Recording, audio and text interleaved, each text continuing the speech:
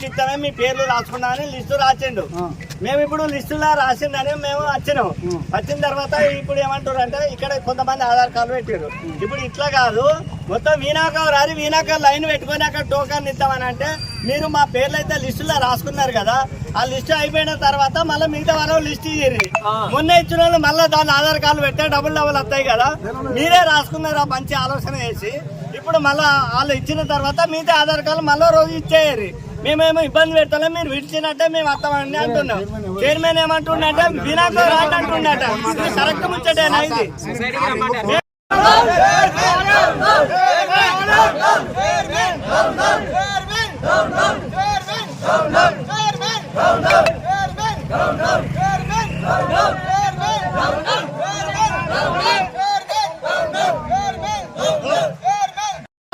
అలా రైతులు ఈరోజు యూరియా గురించి చాలా ఇబ్బంది పడి ఎంత అంతే అంత చాలా ఇబ్బంది పడతారు.